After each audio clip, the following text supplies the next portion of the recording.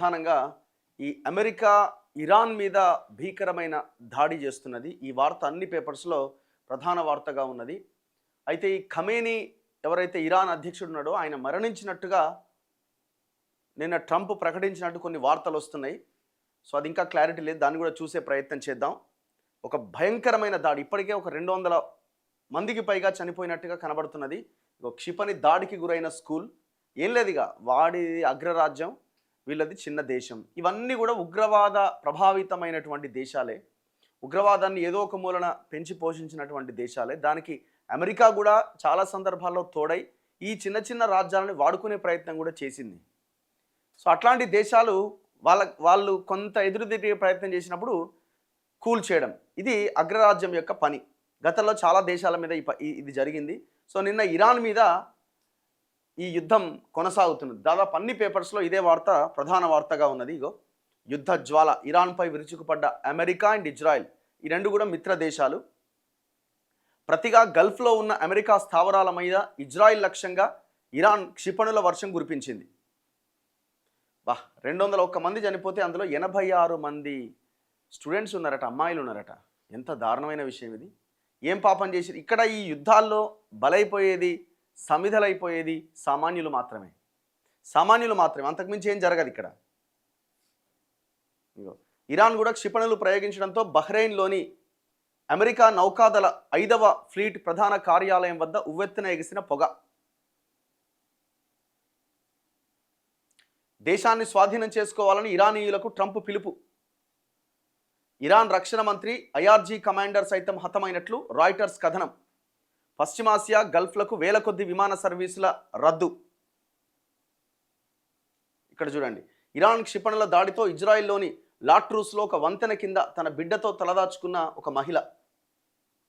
అయితే ఇజ్రాయెల్ ప్రధాని ఏమంటుందంటే ఖమేనీ చనిపోయిందని చెప్తున్నారు. ఆ మేరకు మా దగ్గర ఇన్ఫర్మేషన్ ఉన్నది, సంకేతాలు ఉన్నాయని.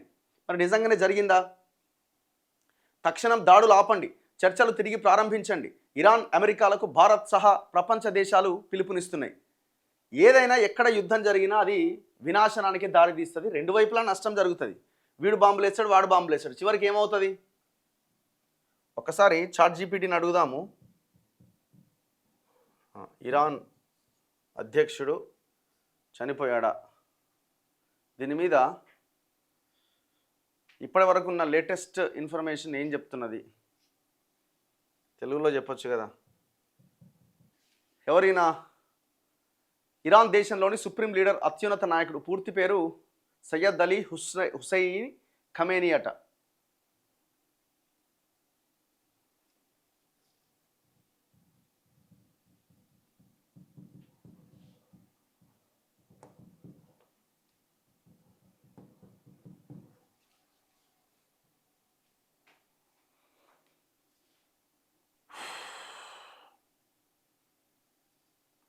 సో ఖమేనీ మరణించినట్టుగా పూర్తిగా నిర్ధారించబడలేదు అని చెప్తున్నారు.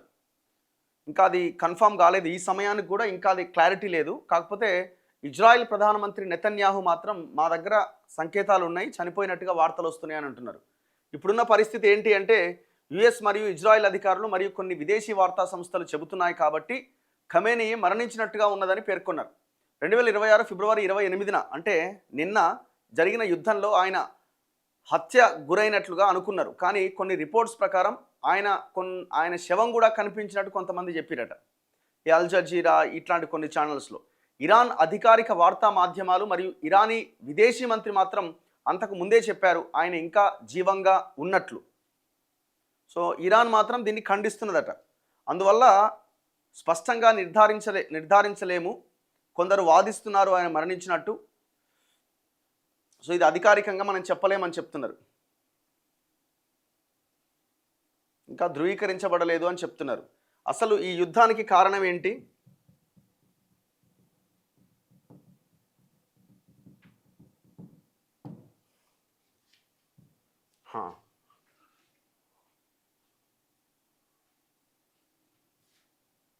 ఇప్పుడు జరుగుతున్న యుద్ధానికి పెద్ద కారణం మధ్యప్రాచ్యంలో పెరిగిన రాజకీయ భద్రత అణుశక్తి అంతరాలట.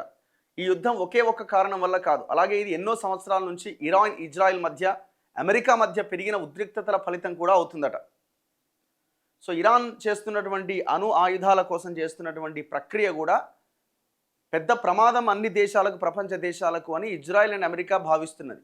ఒకవేళ ఇరాన్ కనుక దాన్ని పూర్తి చేస్తే ఖచ్చితంగా ఇజ్రాయెల్ మీదనే దాడి చేస్తుంది. ఎందుకంటే ఆ రెండు దేశాల మధ్య దాయాది దేశాలుగా ఉన్నాయి కాబట్టి. ఇజ్రాయెల్ ఏమంటుందంటే ఇరాన్ అణు పథకాన్ని తయారు చేస్తోందని భావించి ఇది తమ సెక్యూరిటీకి పెద్ద ప్రమాదం అని ఇజ్రాయెల్ భావిస్తున్నది.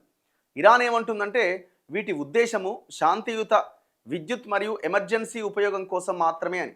ఈ అణు వివాదం కారణంగా రెండు దేశాల మధ్య అంతరాలు పెరిగిపోయినాయట. ప్రోక్సీ యుద్ధాలు.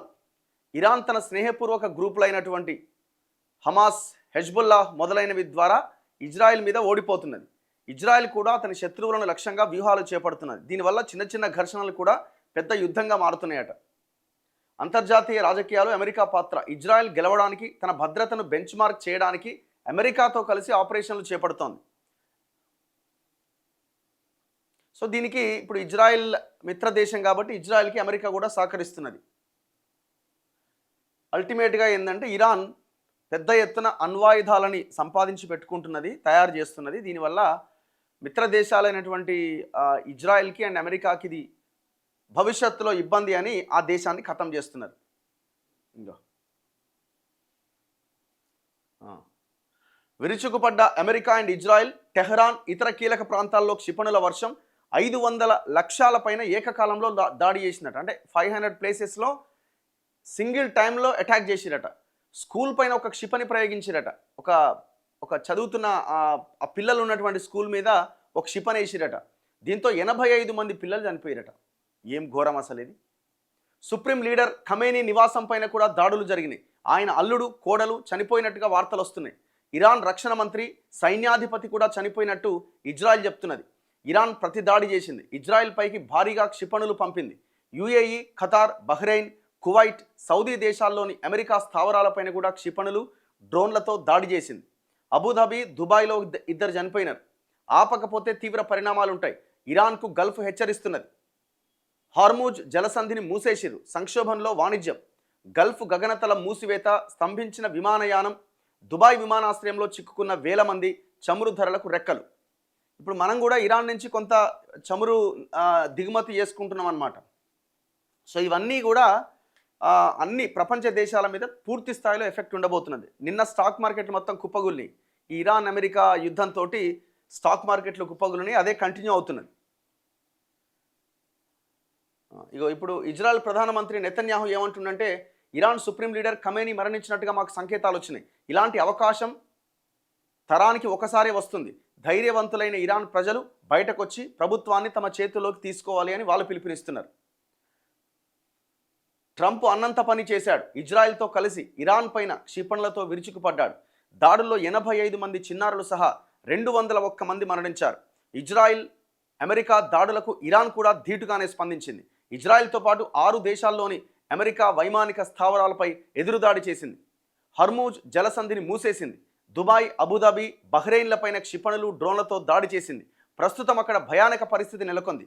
ఫలితం పశ్చిమాసియా మొత్తం యుద్ధమేఘాలు కమ్ముకున్నాయి. చమురు రవాణా సంక్షోభంలో చిక్కుకున్నది. నిత్యం జనసమ్మర్దంగా ఉండే దుబాయ్ ఎయిర్పోర్ట్ కూడా మూతబడ్డది. 1000 మంది చిక్కుకుపోయారు. గల్ఫ్ గగనతలంపై విమానాల రాకపోకలు నిషేధించారు. ఫలితంగా విమాన ప్రయాణాలన్నీ స్తంభించిపోయినాయి. సో ఒక భయంకరమైన సిచ్యువేషన్ ఉన్నది. ప్రపంచమంతా ఈ యుద్ధం మీదనే మాట్లాడుతున్నది.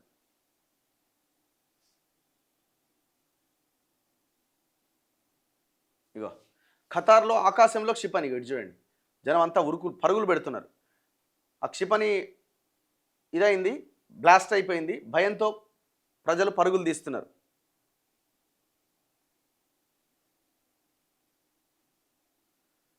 ఇజ్రాయెల్ ఇక్కడ, Kuwait, Bahrain, Qatar, Saudi Arabia, Oman. ఇగో ఇది ఇరాన్. ఇది ఈ దేశం మీద దాడి. ఇజ్రాయెల్ పక్కనే ఉన్నది. ఈ మధ్యలో ఉన్నటువంటి ఈ పశ్చిమాసియా ఈ దేశాలన్నీ ఇక్కడ ఉన్నటువంటి అమెరికా స్థావరాల మీద ఇరాన్ దాడి చేస్తున్నది. నువ్వు దాడి ఆపకపోతే మళ్ళా దాడి చేయాల్సి వస్తుందని ఈ దేశాలు ఇరాన్ని హెచ్చరిస్తున్నాయి.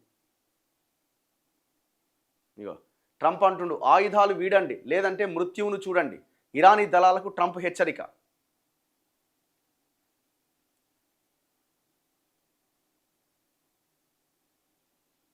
పశ్చిమాసియాలో యుద్ధ భేరి మోగింది. ఇరాన్ పైన అమెరికా, ఇజ్రాయెల్ సంయుక్తంగా దాడులు ప్రారంభించాయి. పెద్ద సంఖ్యలో క్షిపణులతో విరుచుకుపడ్డాయి. యుద్ధ విమానాలతో కూడా కీలకమైన ప్రాంతాలను లక్ష్యంగా చేసుకున్నాయి. దీంతో ఇరాన్ కూడా ప్రతిదాడికి దిగింది. అటు ఇజ్రాయెల్ పైన, ఇటు గల్ఫ్ దేశాల్లోని అమెరికా సైనిక స్థావరాలపైన పెద్ద సంఖ్యలో క్షిపణులు, డ్రోన్లు ప్రయోగించింది. తమ దేశాల్లోని ప్రాంతాలపై ఇరాన్ దాడులను Qatar, Bahrain, Kuwait, Saudi, UAE తీవ్రంగా ఖండించాయి. ఇరాన్ దాడులు ఆపకపోతే తీవ్ర పరిణామాలుంటాయని హెచ్చరించాయి. దీంతో పశ్చిమాసియా ప్రాంతం అంతా అట్టుడుకుతోంది. శనివారం రాత్రి కూడా ఇరాన్ పైన ఇజ్రాయెల్ క్షిపణులు, యుద్ధ విమానాలతో దాడులు కొనసాగించడం, అటు ఇరాన్ కూడా ఇజ్రాయెల్ గల్ఫ్లోని అమెరికా స్థావరాలపై విరుచుకుపడడంతో ఎప్పుడేం జరుగుతుందో అన్న ఆందోళన నెలకొంది. మరింత ఉధృతంగా దాడులు చేసేందుకు ఏర్పాట్లు జరుగుతున్నట్లు అమెరికా రక్షణ వర్గాలు శనివారం రాత్రి వెల్లడించాయి. ఒకవైపున చర్చలు అంటూనే దాడులట. ఇరాన్ అణుశుద్ధిని పూర్తిగా ఆపేయాలని, క్షిపణుల సామర్థ్యాన్ని తగ్గించుకోవాలని అమెరికా డిమాండ్ చేస్తున్నది. దీనిపైన ఇరాన్ ఒప్పందానికి రావాలని, లేకుంటే దాడులు చేస్తామని అమెరికా అధ్యక్షుడు ట్రంప్ పలుమార్లు హెచ్చరించారు. ఈ క్రమంలో ఒమన్ మధ్యవర్తిత్వంతో స్విట్జర్లాండ్లోని జెనీవాలో ఇరాన్, అమెరికా మధ్య 3 దఫాలుగా చర్చలు జరిగినాయి. గురువారం జరిగిన చర్చల అనంతరం అణుశుద్ధి విషయంలో ఇరాన్ దిగొస్తోందని, పశ్చిమాసియాలో పరిస్థితులు చక్కబడతాయని కూడా వార్తలు వచ్చినాయి. కానీ దీనిపై అంత సంతృప్తిగా లేను అని శుక్రవారం ట్రంప్ ప్రకటించిండు. అన్నట్టుగానే శనివారం ఉదయమే ఇరాన్ పైన అమెరికా, ఇజ్రాయెల్ సంయుక్తంగా శనివారం ఉదయం 9:30 సమయంలో ఇరాన్ రాజధాని టెహ్రాన్తో పాటు 30 కీలక ప్రాంతాలు లక్ష్యంగా చేసుకొని క్షిపణులు ప్రయోగించాయి. ఇరాన్ క్షిపణి ప్రయోగ వ్యవస్థలు, మిలిటరీ స్థావరాలతో పాటు ప్రభుత్వాధినేతలు, మిలిటరీ ఉన్నతాధికారులు లక్ష్యంగా యుద్ధ విమానాలతోనూ ఏకకాలంలో దాడులు చేశాయి. ఆపరేషన్ ఎపిక్ ప్యూరీ పేరుతో అమెరికా, ఆపరేషన్ లయన్ రోర్ పేరుతో ఇజ్రాయెల్ ఈ ఆపరేషన్లు చేపట్టినాయి. సో ఇట్లా ఈ పేర్లతోని యుద్ధాలు చేస్తున్నాయి. ఖమేనీ సురక్షితమేని ఆ దేశం చెప్తున్నది. పొంచి ఉన్న ముప్పును తొలగించేందుకే దాడి చేశామని ఇజ్రాయెల్ ప్రధానమంత్రి నెతన్యాహు చెప్తున్నాడు. ఇరాన్లో ఉగ్రవాద పాలకుల రూపంలో పొంచి ఉన్న ప్రమాదాన్ని రూపుమాపడానికే దాడి చేయాల్సి వచ్చింది. గత 47 ఏళ్లుగా అయతుల్లా ప్రభుత్వం అమెరికా, ఇజ్రాయిల్ల చావును కోరుతోంది. పలువురిని చంపి రక్తాన్ని కళ్ళజూసింది. ఈ హంతక ఉగ్రవాద పాలకుల చేతిలో అణ్వాయుధాలు ఉండకూడదు. ఉంటే అది మానవాళికే ముప్పుగా పరిణమిస్తుంది. అణ్వాయుధాలు తయారు చేయకుండా నిరోధించేందుకు అమెరికా 2 విడతలుగా చర్చలు జరిపినా ఫలించలే. అందువల్ల ధైర్యవంతులైన ఇరాన్ ప్రజలు తమ భవిష్యత్తును చేతిలోకి తీసుకునేలా ఉమ్మడిగా ఏర్పాట్లు చేస్తున్నట్టు తెలిపారు. ఈ యుద్ధం పాలకులపైనే తప్ప ఇరాన్ ప్రజలపై కాదని స్పష్టం చేశారు. నియంతృత్వ కాడిని వదిలించుకొని శాంతి, స్వేచ్ఛాయుత ఇరాన్ను నిర్మించుకోవాలి అని దేశంలోని అన్ని వర్గాల వారికి పిలుపునిచ్చారు. సో ఇట్లా ఇరాన్ రాజధాని టెహ్రాన్లో ఇజ్రాయెల్ దాడి విధ్వంసం. దుబాయ్లోని పామ్ జుమేరా మాల్ వద్ద క్షిపణి శకలాలు పడి చెలరేగిన మంటలు.